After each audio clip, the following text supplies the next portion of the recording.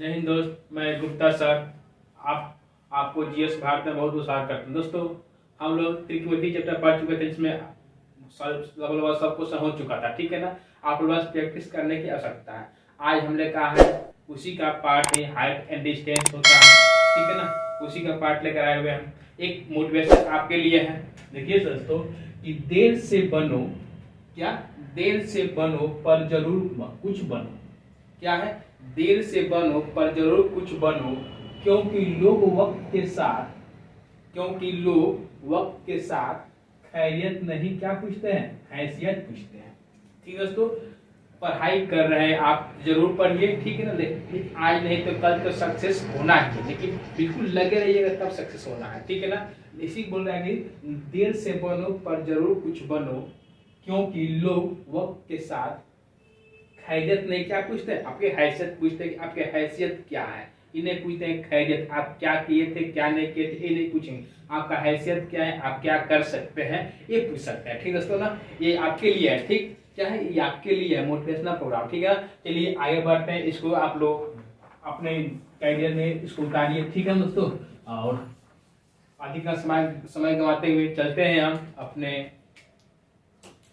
Question की ओर। देखिए, first question बोल रहा है कि एक मीनार के से 100 मीटर दूर पर स्थित एक बिंदु से मीनार के शीर्ष का उन्नयन को 30 डिग्री, तो मीनार की ऊंचाई क्या होगी।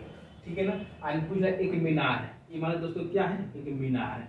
दोस्तों कंसेप्ट नहीं देना। ठीक है ना, क्योंकि क्वेश्चन एक इसमें कंसेप्ट उतना नहीं है, इसमें 2-3 कंसेप्ट है। ठीक है ना, हम क्वेश्चन करते कैसे खा देंगे। ठीक है ना, एक मीनार है, उसको बोला कि इसके शीर्ष यही है, ये मीनार हो गया। क्या है, ये मीनार है, ये मीनार है, ये मीनार हो गया। ठीक है ना, मीनार हो गया। अब इसके शीर्ष कौन होगा, ये शीर्ष ई होगा। ठीक है ना, इसके शीर्ष से बोल रहा है कि इसका उन्नयन को क्या देता है, 30 डिग्री है, इसका उन्नयन को क्या 30 डिग्री हो जाएगा। ठीक है ना, अब बोल रहा है कि उसकी पाद तक क्या, उसकी पाद हो गया। ठीक है ना, आज इसका जो निचला सतह होता है, जो क्षैतिज होता है वो क्या होता है, पाद होता है, और जो ऊर्ध्वाधर होता है वो क्या होता है, उसका लंब होता है, यानी उसकी ऊंचाई होती है। इसके पाद कितना दिया है, 100 मीटर दे दिया हुआ है। तब पूछा है इसकी ऊंचाई क्या होगी, यानी यही बात पूछा है, इसकी ऊंचाई क्या होगी। आपको एक ट्रिपलेट बताया थे, 30, 60 और 90 का क्या ट्रिपलेट लिखाए थे, आपको याद होगा। क्या होता है, 1, 3 और कितना 2 होता है। इसको नोट कर लीजिए। क्या और लिख पाए थे, 45 और 45 और 90 क्या होता है, 1 और कितना होता है, √2 होता है।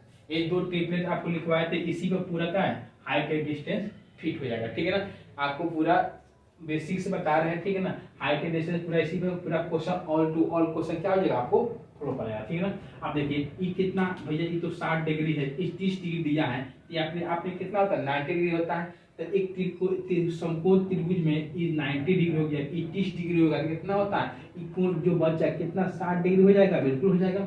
अब देखिए 30 के सामने क्या, 60 के सामने कितना है, 100 है, तो 60 के सामने कितना है, 100 है। 30 के सामने क्या हो जाएगा, यानी 60 के सामने 100 है, 30 के सामने क्या हो गई पूछा है, तभी क्या लिखे हैं यहाँ पे 1√3 और कितना 2 रेशियो है। तो इसके कुछ वैल्यू दे दिया है, कितना 100 दे दिया है।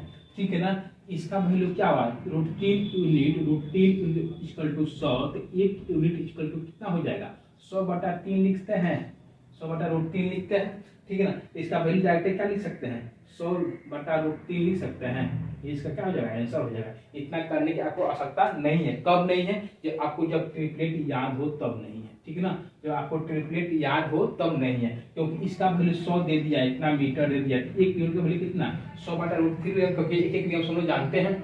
ठीक है ना, यहाँ से कितना हो जाएगा, आपको 100/√3 इसका राइट आंसर हो जाएगा। ठीक है, मतलब आया ना, इतना समझ आएगा जरूर लाइक और सब्सक्राइब जरूर करें दोस्तों, क्योंकि वीडियो बनाना बहुत ही मेहनत लगता है। ठीक है, चलिए आगे बढ़ते हैं, अगला क्वेश्चन देखते हैं। सो आप लोग स्क्रीनशॉट लिखते जाइए। ठीक है ना, आप लोग हमारा बोलते हैं स्क्रीनशॉट लीजिए, और जितना अधिक हो सके बच्चों को जुड़िए दोस्तों, क्या है कि अब भगवान बचने वाला है।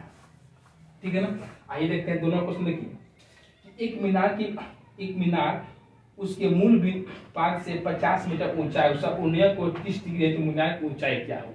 ठीक है ना, ये भी वही सेम क्वेश्चन पैटर्न दिया है। आपको बताइए, जब पूछा है एक मीनार से ऊंचाई कितना 30 डिग्री बनाती है, ऊंचाई पूछा है, इसका पाद दे दिया 50 मीटर। ठीक है ना। यानी मूल आधार क्या है तो क्या उसका आधार यानी उसका बेस यानी उसका पाद, ठीक है ना। कितना दिया आपको 50 मीटर दे दिया है। इसका ऊंचाई पूछा, ऊंचाई कितना है देखते हैं। 8 के माने क्या होगा 50 रूट कितना 3 हो जाएगा। कब होगा आंसर इसका जब आपको ट्रिपलेट पूरा यात्रा से याद हो तब, ठीक है ना। इसका आंसर क्या हो जाएगा 50 रूट 3 इसका ऊंचाई हो जाएगा, इसका आंसर हो जाएगा, ठीक है ना। 50 रूट 3 इसका आंसर हो जाएगा, ठीक है ना। ये मान के चलते रहिए, ठीक है ना। चलिए आगे बढ़ते हैं दोस्तों। धुआं उड़ जाएगा, ठीक है ना। बस आप लोग बच्चों को जोड़ते रहिए, ठीक है ना। देखिए अगला क्या होगा, अगला बोला 3 नंबर कि एक मीनार के पास से 20 मीटर की दूरी पर मीनार के शीर्ष का कोने को 30 डिग्री मीनार की ऊंचाई क्या है। सेम वही पैटर्न है, ठीक है ना। यानी ये दे दिया है कितना, दे दिया है 30 डिग्री है और मीनार के 20 डिग्री 20 दे दिया 20 मीटर दूरी पर पाद है। इसकी ऊंचाई पूछा, ऊंचाई कितना 20 रूट 3 हो जाएगा, ठीक है। इतना मीटर इसका राइट आंसर हो जाएगा, ठीक है दोस्तों। इतना समझ में आया ना। चलिए आगे बढ़ते हैं, आगे बढ़ते इसको मिटाते हैं, ठीक है ना।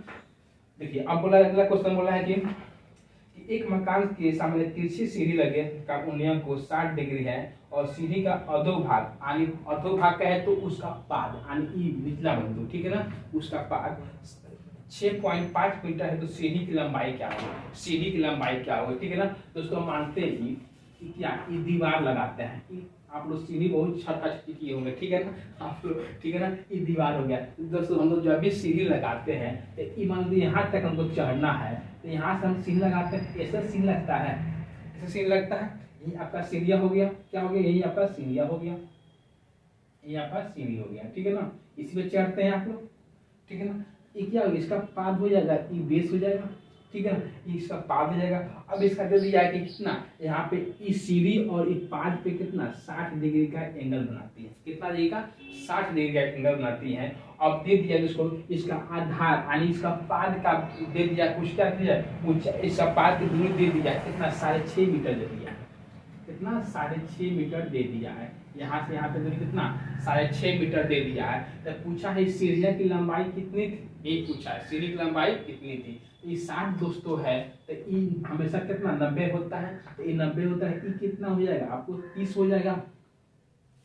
जब ये 60 होता है ये 90 तो 30 होगा, क्योंकि एक साइड समकोण त्रिभुज का है, तीनों एंगल का वैल्यू कितना 180 डिग्री होता है। तो जब ये 60 है तो ये कितना 90 30 होगा, बिल्कुल होगा। अब आइए 30 के सामने कितना है, कितना है 6.5 है। तो हम जानते हैं अभी जस्ट ट्रिपलेट लिखा है कितना 30 60 और 90 का क्या ट्रिपलेट लिखवाए थे 1√3 और कितना 2, ठीक है ना। जब 30 का वैल्यू कितना 6.5 है तो यहाँ पे 90 के सामने क्या हो इसका 2 1 है, यहाँ पे कितना 2 हुआ तो यहाँ पे 6.5 इसका वैल्यू कितना हो जाएगा 13 हो जाएगा, बिल्कुल हो जाएगा। और इसका 13 इसका क्या हो जाएगा राइट आंसर, 13 मीटर इसका रहेगा राइट आंसर हो जाएगा, ठीक है ना। सर समझाते हैं फिर समझिए, फिर समझिए क्लियर समझिए। चूंकि मान लेते हैं एक का वैल्यू कितना है 6.5 है, ठीक है ना।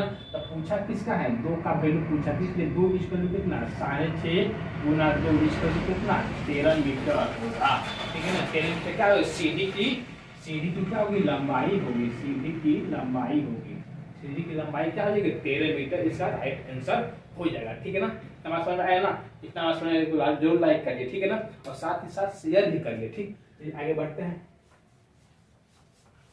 देखिए अगला क्वेश्चन क्या बोलता है। अगला क्वेश्चन बोला कि परीक्षा 150 मीटर लंबे धागे के साथ पतंग उड़ाती है, यदि पतंग का धागा क्षैतिज रेखा के साथ 60 डिग्री का कोण बनाता है तो भूमि से पतंग की ऊंचाई क्या।